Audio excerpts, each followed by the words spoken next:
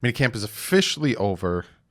Now starts a little over a month of nothing. But that's why you hit that subscribe button, because I will entertain you. Let's jump into this.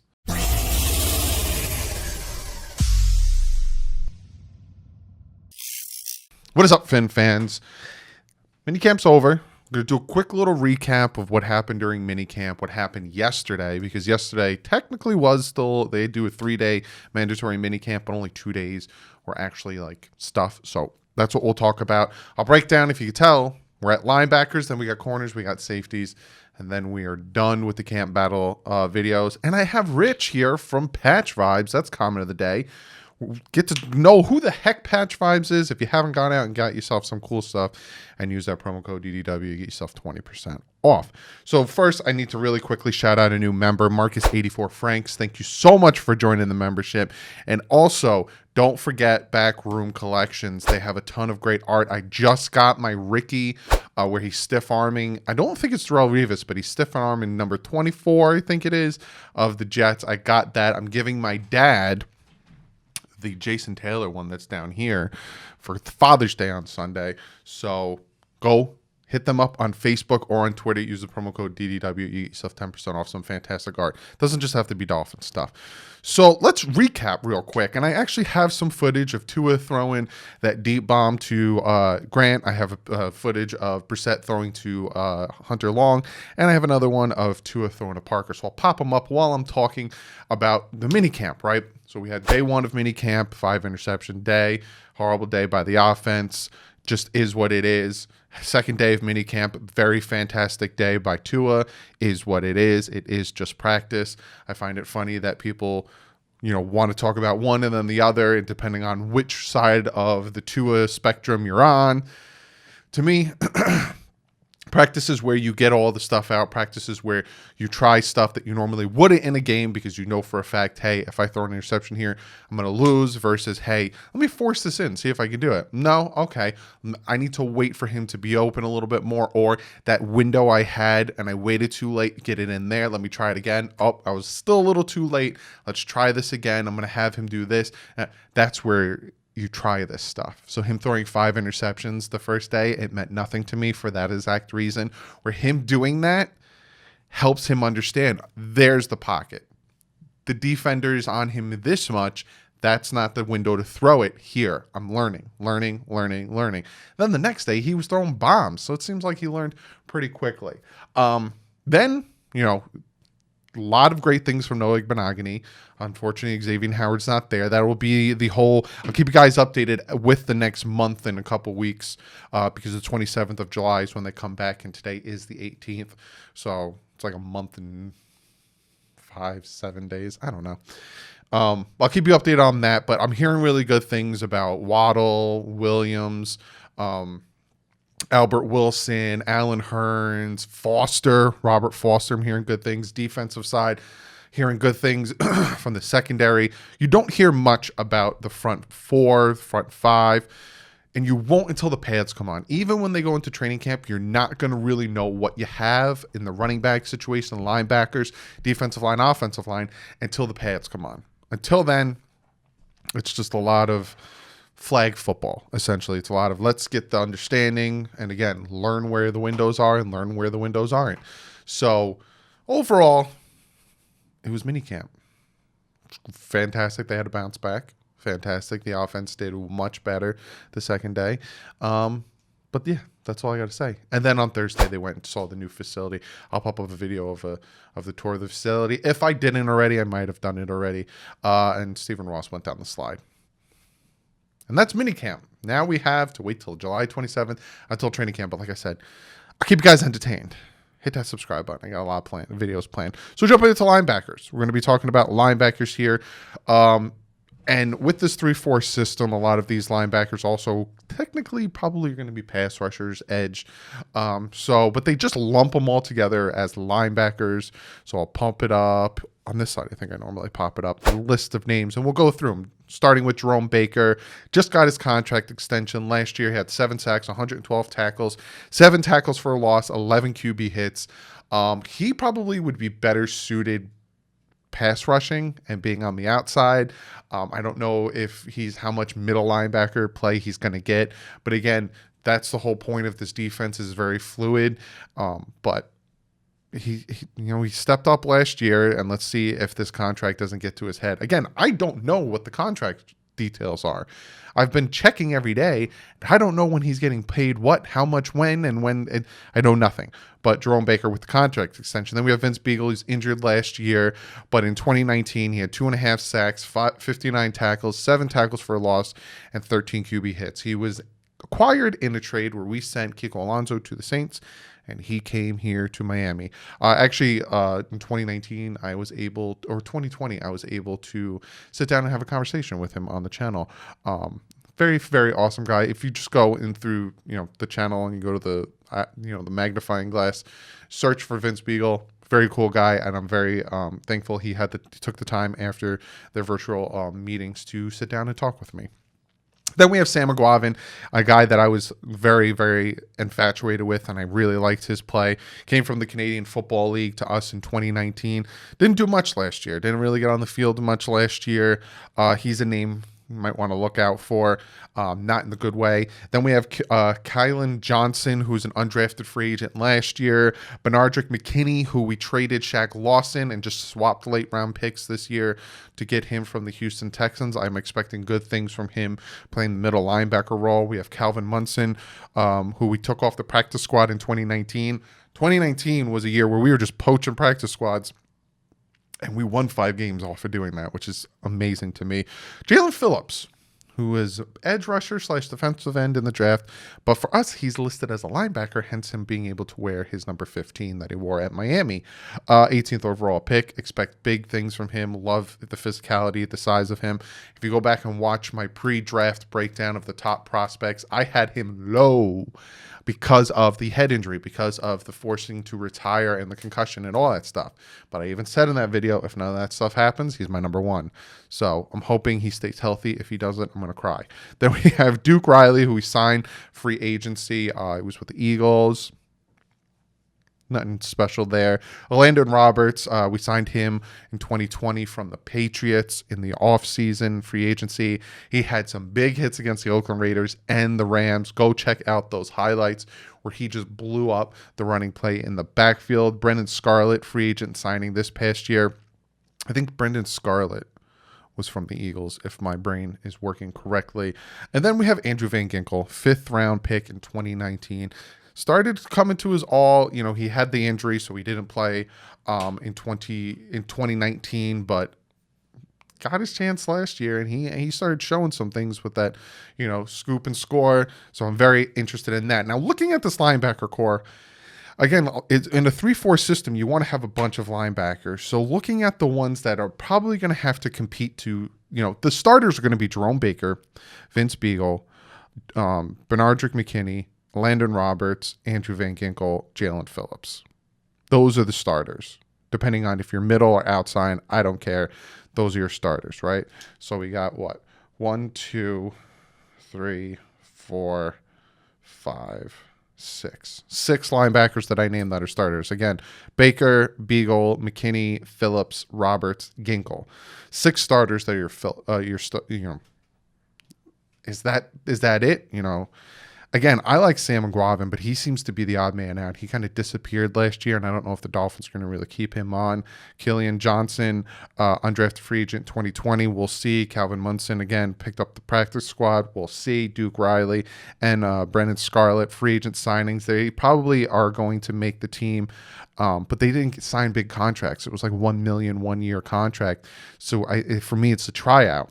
So that's where the battle ensues. Like I said, you have your 6 starters, and then for depth, Sam McGuavin needs to battle with Killian Johnson, Calvin Munson, Duke Riley, and Brandon Scarlett. That's where your competition and your battle is. So be sure to comment below. Who are your starters? Do you disagree with my 6 starters? Or this is going to be rotational. Obviously, there's not going to be 6 linebackers on the field, or maybe there will be. You don't know what Brian Flores has up his sleeve. And out of the names I said, do you agree that Those are the guys fighting to make the team, and who do you think will make the team?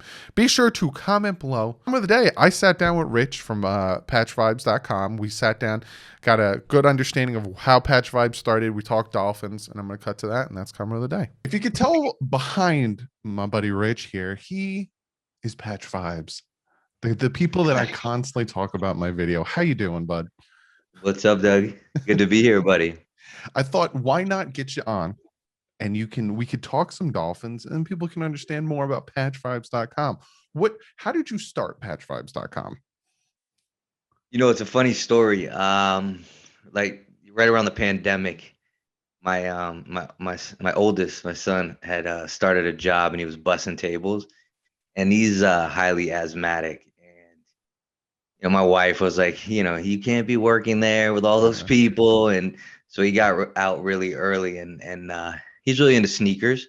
Okay. So I was telling him his name's Johnny. I said, listen, man, we got to figure out a way you can make some money here. You know what I mean? Like, you can't just sit around the house all day. Even though it was pandemic, a lot of people were. And we came up with the idea. He really came up with the idea to create patches that had adhesive, so you could stick them on sneakers like Jordans and all that, and then be able to pull them on and off. So you basically could custom your shoes without damaging some of these expensive, sneakers, right? Yeah.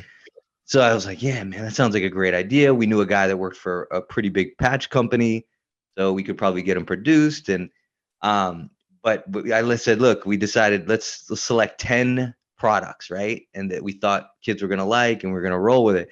I said, but just in case, let me make that Shula 347 patch. That way, worst case, I can get it out to my Twitter fam, and we'll get a little bit of sales happening there, to help get it rolling.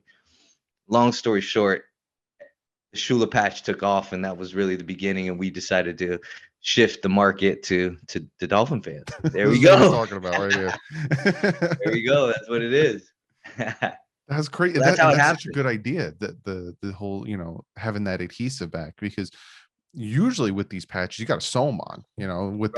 With the jerseys and stuff. That's why I got my Shula one. I got my captain's one that I need to put on the jersey. Usually they're stitched on, but that's like such a great idea that you can set adhesive. But you guys don't only do patches now, because this just came in today. There it is. And I'm so excited for this. You guys do cups. What else do you guys do over there? Yeah, I mean, we're doing, obviously the t-shirts is a big thing. We are, as you see, the tumblers and the mugs. A lot of customers have been requesting stickers. And, because we were doing patches so heavy, I kind of stayed away from it. But we're actually launching 2 new stickers pretty soon. Nice. Obviously, the nameplate thing, I don't know if you guys have seen these, but this is taking off for sure. People are loving this. So we're going to launch the Jones one next for the 29. But yeah, I mean, it's all Dolphin swag. The patch one, I think all this other stuff you're doing is fantastic. Patch, the name patch one is probably the smartest idea you guys have ever come up with, because so many times, like, there's a ton of people out there that have a Ryan Tannehill jersey, and if you want to get yourself a Waddle jersey, it's like 80 to 100 something bucks. You're like, I got you. I had a funny story. First Dolphin game I ever went to, I bought a Wes Welker jersey, and that offseason he got traded to the Patriots. So then I took white tape and I put over the name and I put Camarillo on it, the marker. But so, like, if only you were around back then. Right. No, tell me about it. I mean, listen, people spend a lot of money to get the jerseys, right? And then, it's a business. These guys get traded or whatever. So, yeah, it worked. I mean, to be honest, I have probably a funnier story. I never really buy jerseys that much, just because I do go to the games a lot, and I don't know how some people hack it with the jerseys, but it's tough for me. It's just, it's so hot unless it's a night game. So if we start getting more of these night games, I probably will start rocking more jerseys. But I bought because it was on sale, an Amendola jersey. And it was right when he signed the 5-year deal. And obviously I know it's but he had a pretty good guarantee. I think it was 10 million guaranteed. I'm like, yeah, he's gonna be here at least 2 or 3 years. I got it on sale for like $60. And I'm waiting for somebody significant to get that same number. I think it's like 87, but it's not. I think it's like, I have to start printing out like old school patches to throw Yeah, on there. right. Or you know what we were looking at launching, which I did a poll for the team or for the Fins fam. I said, what about if we had one that just said Fins up? So Mm. that way you cover, everybody, right? Or Fins fam or, you Yeah, know, that's a really good idea because then it's not predicated, like you don't have to look for the number. Yeah, that's right. I'm telling So you, we're you we're guys kill thinking, it over there. But let's talk Dolphins, do it. Let's talk Dolphins. How are you feeling? Now, I want to get your thoughts on this because I've talked about it in nauseum. Tua throwing 5 interceptions, next day throwing 6 touchdowns. Does it really Yeah, bother you in practice? man. It's funny. I don't know if I told you this on the last time we spoke, but I try not to give too many takes, right? Like I Mhm. just because I don't want to pick one side or the other on any of Yeah. these arguments. I'm a Finns fan, but um I saw somebody tweet out the Allen Iverson practice. Like Practice. that's immediately what I thought. Like I think I even almost tweeted it, right? Like a gif of Allen Iverson. Like I mean, I played sports, right? So I played Mhm. back. Like that's what practice is for, right? Like you do things that you normally wouldn't do. When I was practicing, I was shooting threes from like 6 feet behind the 3-point line in scrimmage, right? Like that's Yeah. just what you did. And then once you got good at it, you started doing it in the game. So I saw what's his name on ESPN defend too on it. Like, he's trying to get it into tight spots Yeah. or see if he can make throws he doesn't normally make or hasn't been able to make. Mhm. And yeah, I mean, I feel the same way. I feel the It's same way. it's it's a huge nothing burger. Um, who's your favorite Dolphin of all time? I mean, of all time, I mean, easy answer would be Dan, just because that was my time, right? Okay. Like that's when I started going. I was going with my stepdad. We had awesome seats as a kid, and I grew up being able to yell out Dan Marino, him turn around, right? So That's it's awesome. hard. Yeah, I mean, it's hard to like pick anybody else. I'm really into the current guys though. Mhm. I really like this team. I like the guys that most people don't think. For example, like the undrafted, like Preston Williams. I was really high Yeah. on him when he got injured last. I think he's gonna have a big year, right? If he Mhm. can stay healthy. But yeah, I mean, if going back, it's gotta be Dan Marino. Like I'm always diehard Dan Marino. So you've Sure, been a everybody. Dolphins fan for a minute. What got you Yeah, into being it? Like, you're in Miami, or yeah. I'm actually in the Fort Lauderdale area. have you Yep, always I'm lived in right. Fort Lauderdale? I'm originally from Miami, so lived in Coral Gables, not too far from University of Miami. So grew up University of Miami fan as well. But yeah, it's funny story is I moved to South Florida when I was 7 years old. Mm, So my parents were originally from Maryland. okay. So we grew up hardcore Redskins fans. So I'm probably gonna date myself a little bit, but I had the Joe Theismann, Huffy, the full outfit, and I was really into the skins. And Mm, then we moved to Miami, and my stepdad was just going to every game every Sunday. He had season tickets, and he was dragging me at first, and then I just kind of fell in love with the team. I mean, those days it was as exciting as it is now because, at least for the Miami Dolphins, because Dan was putting up 300-400 yards a game back then. yeah. So it was exciting. Yeah, for My sure. dad being up in Jersey, he was born in 65. So Okay. right around 72 was when he was cognizant of football. And my Yeah. dad grew up with the Dolphins being one of the best football teams in the league. I Right. grew up born 87 watching Dan Marino, and then I got Yeah. to see all this. So it makes sense because people always ask me, I'm up in Jersey, how the heck did that happen? And that my dad grew up watching one of the greatest football teams ever. And that just Right. so happened. He Yeah. pushed It makes sense. he It pushed makes that on sense. me, and he pushed the Mets on me. Both of them have been struggling for the past 20 years. Hey man, you got the goat right now. I mean, that's pretty. I've never seen anything like that. Dude, it's solid. They were arguing in my office today. Like, is he a Hall of Famer already? I mean, He's got a lot of awards. He's got a lot of awards. yeah, for sure. Before you get out of here, just want how do we talked base on this team now. What are your thoughts on this team now? And I'm not going to ask you for a record prediction because Right. we don't really know anything yet. Maybe after preseason, I'll have you back on for a record prediction. But how are you feeling about this team? How are you feeling about the coach? And what's your thoughts on this season? I think we can be dangerous because I think we have depth. Mhm. We don't. I think there was times where the 22 guys on the field, I felt like we could compete with any team in a few years past. But then, you get 4, 5, 6 injuries on your starters and you're done, right? I honestly feel like this might be the year that, because of our depth, that we'll be able to compete, for the AFC East Championship. So I would be surprised, I mean, again, without a prediction, but I'd be surprised if they don't win 10 games, 11 games. I mean, I have really high expectations. But again, it's all, down to, are they going to stay healthy? And then I just think the defense, if we're top 5, and Tua's, I don't want to say the word serviceable, but you know what I mean? Like, he does what he should be Yeah. able to do, right? And doesn't, I'm not expecting Pat Mahomes out there, but if he just gets a little bit better than he was last year, I think we're 100% a playoff team. Yeah, man, and I agree 100%. Patrick Mahomes, Tua doesn't need to go out there and beat Pat Mahomes. He doesn't need to throw for 4,000, No, 5,000 yards. Just don't lose the game.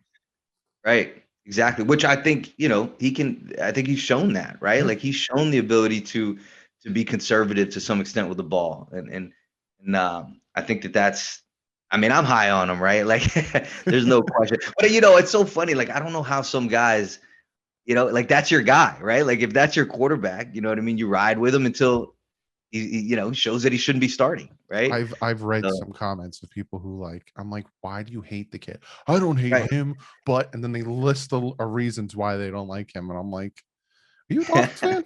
I'm like, are you? It's funny. He's got that. It's almost like he's got that Tebow hype. And I hate to use Tebow because Tebow, obviously fizzled as a quarterback. But you either love Tua, or you hate him. And I feel like people really feel like that. Yeah, It's weird. It's weird. Like, what can you hate? Like, you know what I mean? that's fine. Yeah, Um, that's a very good analogy, because like Tebow, the media made him this thing, and then yeah. and then people either loved him or hate him, and it seems like, well, now it seems like the media just wants Tua to get traded so they can talk about something else. Right. It's Right. ridiculous. But Rich, thank you so much for stopping by. But I'm so glad the subs get to finally meet the face behind Patch Vibes, and get to hear the story, because they hear about it all the time. They're like, "Are you Patch Vibes?" I'm like, "No, man. They just have really good stuff." Yeah, I've heard people ask if you had like stock in it and all that. I'm like, But no, it's just they got good stuff. I'm telling you, I don't drink beer, but during the season, this is gonna have ginger ale in it, and I'm gonna be there we go. down in that sucker. But There we again, go. There we go. thank you so much for stopping by. But it's not gonna be the last time. I'm gonna have you back on, like I said. Gonna get your record prediction. Gonna get All your right. thoughts. Maybe you and your son can come on. Yeah, no, I appreciate it, man. I appreciate all the love, and I know your fans have been fans of ours too as well. And anything you need, man, I'd love to do it again. Definitely. All right, bud. Always great to talk with Rich. I went on one of his podcasts, and it was fantastic fun. But yes, patchvibes.com. Check them out. Use promo code DDW. Get yourself 20% off. They got some fantastic stuff. And they got the Waddle patch. They got the Jones patch. They're doing patches and stuff. So be sure to go over, check that out. But that's the video. I have, like I said, I have a ton planned. So it's going to be dead for the next month or so. You might hear some news here and there. And again, if news happens with Xavier Howard, I will make a video, all that stuff. But be sure to hit the subscribe button. Be sure to check out Patch Vibes. Be sure to check out Miami Sports Music. Check out all these affiliates that I have. If you like what they have, hit the subscribe button, or you can buy Patch Vibes, Backroom Collections, all that stuff. But other than that, guys, I will see you Monday. I won't be on, I'm not doing anything this weekend. It's Father's Day. It's my first Father's Day. So to all the fathers out there, I hope you guys have a very happy Father's Day this Sunday. I'll probably make a quick little video, one of the story things that's on YouTube now, and even on Face and Twitter and all that. But it's my first Father's Day, so I'm probably going to, relax, having a baby, and take the day to relax. But again, happy Father's Day to everyone. And be with my dad, maybe we'll take a picture, send it out. But like usual, guys, stay classy. Fins up.